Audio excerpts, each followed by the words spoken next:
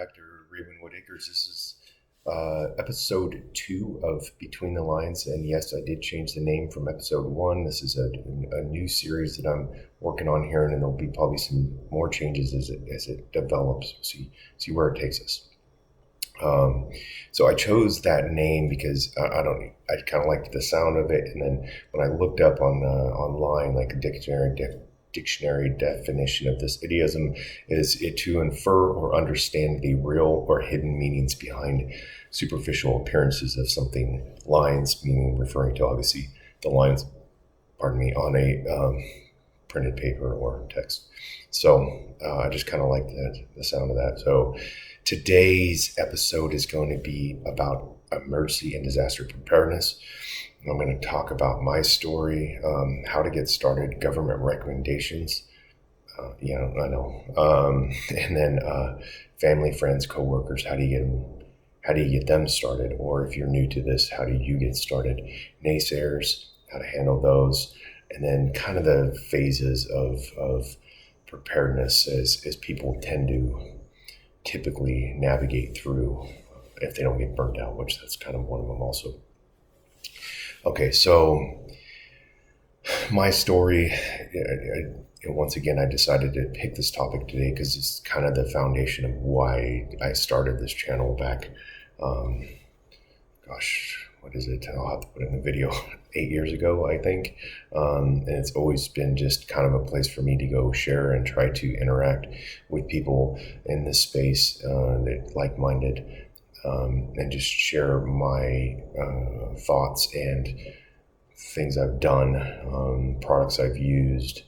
My channel's pretty all over the place. If you've dug through it at all, I'm sure you've realized that. In the last 4 years, it's been a little more focused towards the homesteading space because we purchased Ravenwood Acres, and that's our lives now. Except for the fact that I'm here in South Korea for the next 12 months or so. So yeah, I'm trying to do something different while I'm here. But really, to get back to my story, I believe my kind of passion for this started with, in my childhood with, spending time with my dad in the outdoors, hunting and fishing, always teaching me that, you need to go to prepared and teaching me some basic survival skills.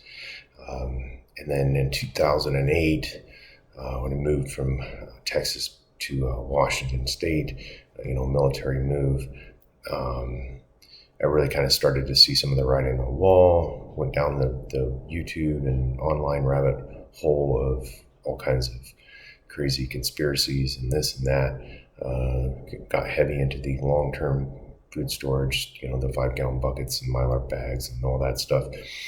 And then, moved into the gear and survival equipment, and the tactical type stuff, and we'll get a little bit out of it, and then to that and the phases, right? And then balanced myself out as time moved on to realize there's a more rational approach of being prepared and, just preparing for if things, go sideways. But, and I said, we'll talk that more in the stages. So how to get started. This kind of falls back into that family, friends, coworkers. But if you're one of those individuals that's never been, you're considering, preparing for that, whatever, that emergency, and highly recommend that you do. And there's tons of information. There's tons of YouTube channels and other resources. And I mentioned there earlier government recommendations, and I know I'll probably get some flack for this, but this is no endorsement of FEMA's. FEMA, their ready.gov, which is basically their preparedness campaign website. That's where they push all their products or all their materials and stuff and their messages out about preparedness. As far as I'm tracking, FEMA still only recommends 72 hours, which we all should know at this point that is not sufficient. Some states like Washington State, where Ravenwood Acres is located, recommends a 2 weeks supply, which is a much better start. I think that's a good start to preparedness versus 72 hours is not sufficient. And really, quite honestly, unless you're someone that only eats out and never cooks at home, you should have 72 hours worth of food in your home. Now, water can be another story. If you lose power, or lose, if you're on city municipalities and you lose water for some reason, in that case, you definitely could find yourself hurting quickly without water, especially in summer times and hot areas. So getting started, though, ready.gov, I'm just going to throw this out there because it's resources you've already paid for as a taxpayer. There is tons of documents on there that you can download that are fillable. You can save hard copies, and then also I highly recommend downloading copies to your personal devices like your phones or tablets or whatever. Not on a cloud. You can have them there too, but have them actually download phones, because if your family emergency communication plans, which is one of them on there, and I think it's a decent starting point to get you either thinking about it and building your own that's more suited to you, or just using what they have. They have an emergency commuter plan so that your family members know your primary, your alternate, and your alternate to your alternate routes. So if you don't make it home in a some sort of a disaster, they know where to send help, or start looking at least. Obviously it can get way more complex than that, but this is the basics. This is getting started, and they're free, and it's pretty simple. They have their 12 ways to prepare and all this different information on there. Some decent, some actually really good. So I think that's a good place to get started. You can also go to your own state's websites. Like I mentioned earlier, Washington State has a pretty in-depth 2-week program that it talks about, which is a good method. There's plenty of videos that even talk about the same subject. You go to the grocery store, and you're buying a certain amount of something, and you buy one extra box of pasta, one extra can of soup, whatever, and then every time you go to the grocery store, next thing you know, and because these are things you're already eating them, so therefore if you store them, you're going to eat them, and you're going to cycle them, because they're obviously not unlimited shelf life on some of these items. So that's a great method. To understand the system a little bit, because I think there's a nationwide misconception, especially amongst those that heavily rely on the government as being the ultimate authority in this, is FEMA is not designed to come in and fix a small community's problem. Your community, whether it's a county or state or city, and larger cities usually have their own emergency management divisions, and is supposed to be doing those things. And then FEMA comes in later to assist them with the emergency funds and more equipment, and even potentially military to assist. But states can do that too through their own guards. But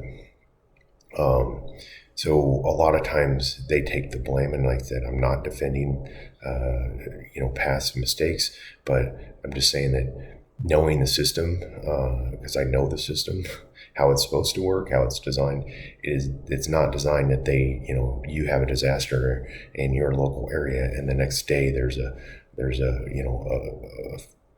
convoy of FEMA vehicles bringing you food and water and shelter. That's not how that system's supposed to work. You should be knowing what your local plan is and be involved in that if you want to have a say in how that works.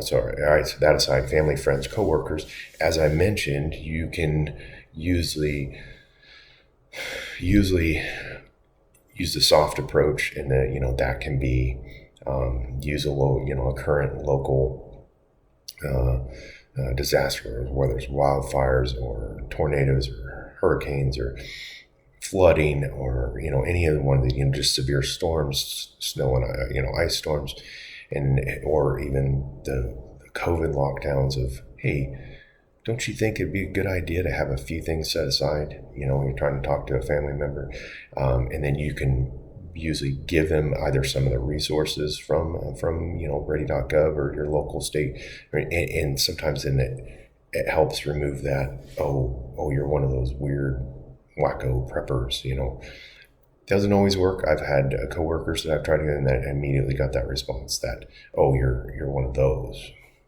Okay, I'm one of those, if that's what you want to call it. And then they just shut down. They won't listen to you, and it's strange though, because a lot of times those are the people that seem to always follow everything else the government tells them to do, like the ultimate authority. But in this case, no, because they have so much faith that someone's going to be there to help them if something bad happens. And we've seen time and time and time and time again that is not true. 2 weeks for Washington State. That's if Cascadia Seduction Zone, and if you're interested in that topic, you can check out. I have a playlist. It's other videos of the Cascadia Seduction Zone. I could go episode after episode after episode of and I don't want to belabor that because some people that don't live in that area wouldn't care.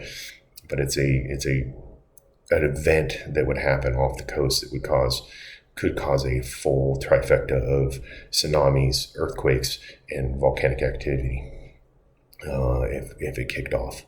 The studies they've done are catastrophic.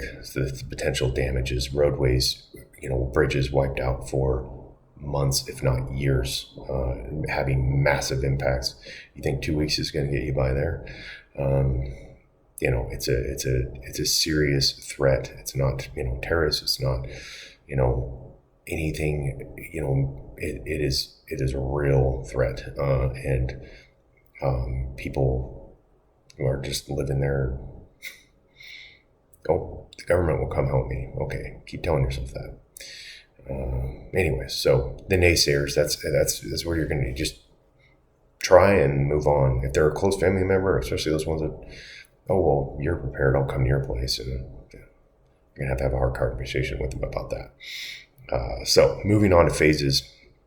I know I went through most of these, and as I've consumed lots of, content from this space over the years, a lot of other people have too. And, so the glamour / buying stuff phase, when you first get into it, you freak out. Oh my God, the world's going to end tomorrow. And if I don't have everything now, my family and I are going to, we'll die, we'll starve. So you go out and you buy all the bulk foods and the bug out bags, and the survival gear, and that then usually moves into like either the bushcraft world where, you think you're going to go out and, feed your whole family off of, bugs and, fishing hooks made out of, bones and other stuff. There's plenty of people that are very good at bushcraft and could definitely probably survive. But for any length of time, that's not a very realistic survival strategy. So I would recommend it. Not to say that don't go learn some of those primitive skills. They're great skills, because we're going to talk skills here in a second. But grabbing your bug out and running into the mountains and going to live there for the rest of your life is not very realistic for most. I'm not saying there's not people out there that can do it, because I guarantee you there is.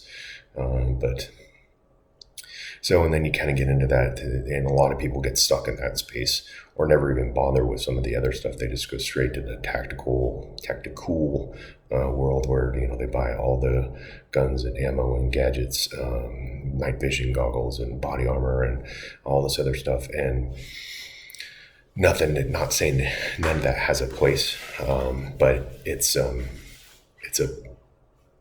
if you don't have that, the training to go along with it and maintain those proficiencies and the food and other support items to go along with it and skills to go along with that, it's pretty much worthless, and it's just become a really expensive hobby. So developing skills kind of where a lot of people start to move into, whether that could be in the bushcraft world, moving towards the homesteading, learning how to garden, because you can do that on a patio, an apartment, or in a very small city lot, or community gardening, or there's the options go on learning how to grow food, then maybe learning how to preserve it, hunting and fishing, and learning how to preserve, to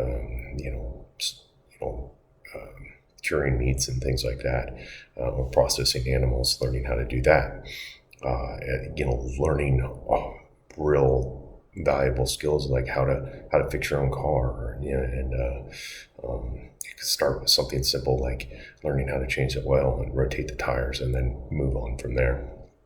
YouTube is and other online platforms are a outstanding resource for that. It's something that I did not grow up with, and it's a pretty amazing resource. So developing those skills is kind of and then the ultimate goal I see for most people that live in this space and are aware and want to be prepared for if times get tough, or even if they don't, from the survival podcast, is that homesteading, off-grid, self-sufficiency, even if it's the urban homesteading, or the total off-grid, the people that live, no kidding, cut off from the grid. Not just, hey, we got solar, but there is no utilities running to my home. Everything is solar, wind, or hydroelectric. And that translates into that self-sufficiency, and that's where I've made it to. And unfortunately, I said 4 years ago when we purchased Ravenwood Acres, and it's a lot of work, especially as not a full-time, like this is, obviously I have another profession, and fortunately I'm almost done with the military side of my life, and I'm looking forward to moving on to where I can spend more time on the property and developing it. And if you haven't seen, you can go to my channel and see some of my property walks and see what I've been doing there. And to me, it is therapeutic. It's good for me. It's good for my family. And on top of it, I'm learning so much every single year. I've made plenty of mistakes, and I'm sure I'll make more. But that phase is kind of the final phase in this, as far as I'm concerned. I wouldn't mind starting this conversation here. Let me know, how did you get started? Have you ran into, what tactics have you used to get, if you are, of the preparedness mind? Have you gotten, family members and friends, coworkers, whatever, to start doing it? How did you get them to do it? Looking for some feedback here. So final thoughts, really, just don't forget, you can check me out on my other platforms. If you're watching here on Odyssey or YouTube, thank you. You can check me out over at MeWe. That's, if you're not familiar, it's very similar to Facebook, but in my opinion, it's better. I know it's new, so it freaks people out sometimes, but you can connect with me there, and it's just, and all the links will be down below, but it's obviously Ravenwood Acres, the only one over there that I know of with that title. So, and Float, which is similar to Twitter, but they're getting ready to go through a system upgrade, and they're going to be more like a hybrid between Twitter and Facebook. Kind of cool stuff going on there, and I might even start live streaming there when that becomes a thing. So, and don't forget to like, subscribe, share, comment, and just have a dang great week, and we'll see you next week.